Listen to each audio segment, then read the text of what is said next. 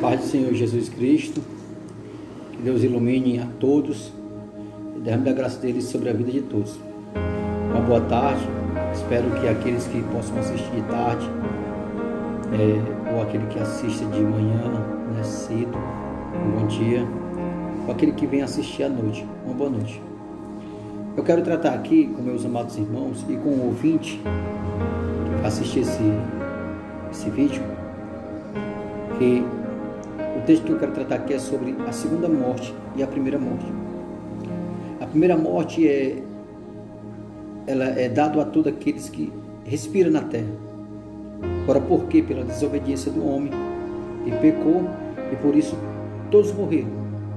Estamos debaixo dessa situação, seja crente ou não crente, seja católico ou não católico, seja macumbeiro ou não, ou seja o bandista, o afro, ou não, todos irão morrer. Ninguém vai existir para todos sempre aqui na terra. Essa é a morte física, mas também existe a morte metafísica. Existe a morte natural e a morte sobrenatural. E o que eu quero tratar aqui é sobre a morte sobrenatural, que é a segunda morte. E também quero falar como base da primeira morte. Amém? Então eu quero como pano de fundo, como textuário, Apocalipse capítulo 2, versículo 11, diz assim: quem tem ouvidos, ouça o que o Espírito diz às igrejas. Quem vencer não receberá o dano da segunda morte. Eu já quero trazer logo a explicação que é a segunda morte, porque Apocalipse capítulo 21 e capítulo 21, versículo 8, diz assim: mas quanto aos tímidos, aos incrédulos, aos abomináveis, aos homicidas, aos fornicadores, aos feiticeiros, aos idólatras e a todos os mentirosos, a sua parte será no lago que arde como fogo e enxofre. O que é a segunda morte? Ponto. O que é a segunda morte é isso. O lago que arde com fogo e enxofre é onde o diabo e os seus anjos, que desobedeceram também a Deus, que pecaram, se rebelaram, serão lançados lá. A besta, o anticristo, o falso profeta. Porém, os homens vão para lá por causa da desobediência, por causa desses requisitos aqui que foi lido agora. Fornicação e todo tipo de mentira, inveja, falsidade, orgulho, coisas a mais que eu estou acrescentando aqui, mas isso também está em pauta. Então eu quero dizer para meus amados irmãos que isso é a segunda morte. Temos aqui a igreja de Esmirna, capítulo 2 de Apocalipse, capítulo 2, versículo 11. A igreja de Esmirna, ela é uma base, ela é uma referência, assim como a igreja de Laodiceia, a igreja de Filadélfia, a igreja de Tiatira. Essas igrejas são a referência das igrejas pós-morte de Jesus e ressurreição de Cristo, de Jesus Cristo, a qual ele entregou poder e autoridade aos seus discípulos para anunciar o Evangelho, a esperança de uma vida eterna. Então, logo assim que eles, como o fundamento da igreja, eles anunciaram o Evangelho, nós agora temos como incumbência e responsabilidade para anunciar. Nós temos que ler, entender, compreender para ensinar o povo. Então essa é a questão da segunda morte.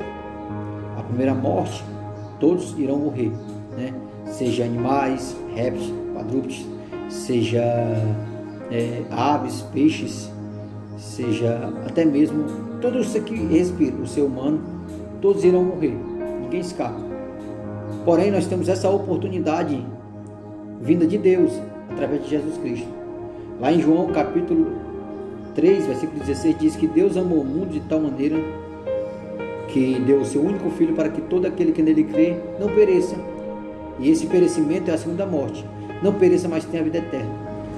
Ele não enviou o seu Filho para nos tornar isento da primeira morte, não, porque a primeira morte ela é um decreto de Deus.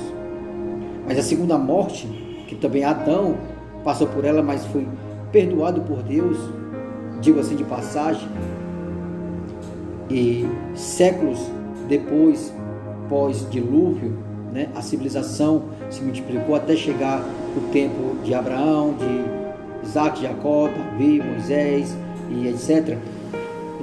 Jesus veio, morreu, pregou para os mortos. Nós temos isso como referência, e não é a pauta aqui, não é o que eu vou me embasar, ensinar ou anunciar, mas isso foi para um tempo reservado. Então nós temos também aqui como referência sobre a questão da morte. Tem alguns versículos aqui, eu quero trazer logo João, Evangelho de João, capítulo 11, versículo 25. Olha o que está escrito aqui. Diz assim: disse-lhe Jesus: eu sou a ressurreição e a vida. Quem crê em mim, ainda que esteja morto, viverá. Ou seja, ainda que passe pela morte física, vai viver. Ou seja, não entra na segunda morte. Por quê? Porque creu nele. Disse: eu sou a ressurreição e a vida. Aquele que crê em mim, ainda que morra, viverá. Amém? Temos também aqui Tessalonicenses, capítulo 4, Tessalonicenses capítulo 4, versículo 13 e versículo 13, 1 Tessalonicenses capítulo 4, versículo 13 e versículo 14. Capítulo 4, versículo 13 e versículo 14, diz assim: não quero, porém, irmãos, que sejais ignorantes acerca dos que já dormem, para que não vos entristeçais como os demais que não têm esperança. Versículo 14 diz, versículo 14: porque se cremos que Jesus morreu e ressuscitou, assim também aos que em Jesus dormem, Deus os tornará a trazer com ele. Ele usa o eufemismo, né, da morte, dando uma explicação mais razoável. O eufemismo é aquilo que você fala, né, e dá um sentido mais brando, mais razoável, significando aquilo. Ou seja, o dormir aqui para o apóstolo Paulo é a morte. Mas como se trata da igreja, ele não quer falar literalmente a morte. Por quê? Porque é como se o crente não morresse. Ele só apenas dorme e ressuscita automaticamente e vai para o paraíso.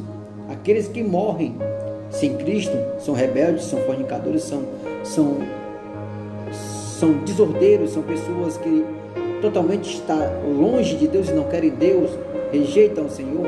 Eles morrem e vão para o Hades, que nós chamamos de inferno, né?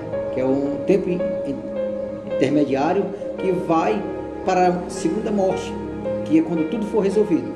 Amém? Temos também aqui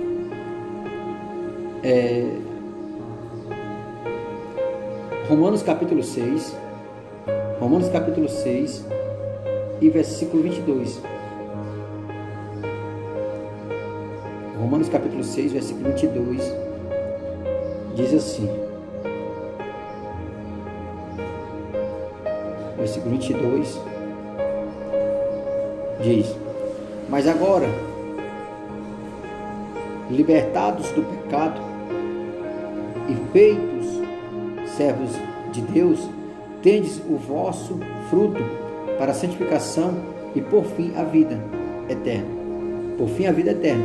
Aí versículo 23 ele diz, versículo 22 e 23 diz: porque o salário do pecado é a morte, mas o dom gratuito de Deus é a vida eterna, por Cristo Jesus nosso Senhor.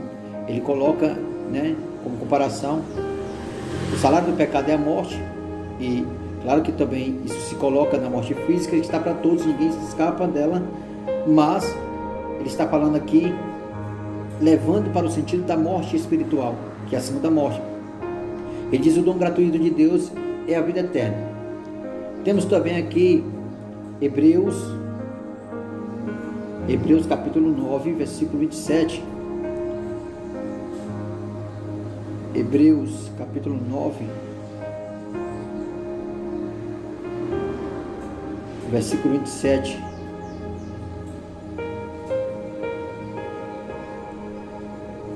Diz assim: e como aos homens está ordenado morrerem uma vez, vindo depois disso o juízo.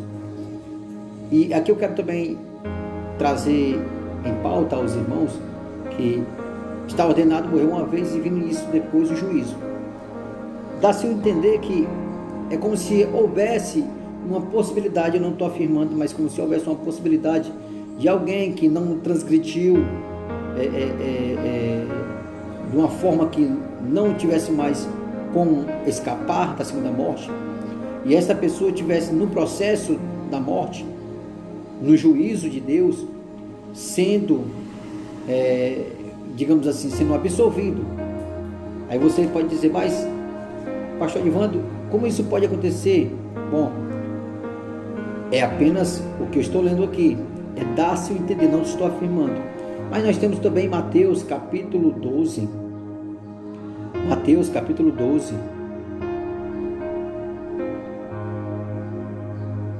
versículo 31 e 32, Mateus capítulo 12, versículo 31 e 32 diz assim: portanto, eu vos digo, todo pecado e blasfêmia será perdoado aos homens, mas a blasfêmia contra o Espírito Santo não será perdoado aos homens. Aí versículo 32 ele diz: e se qualquer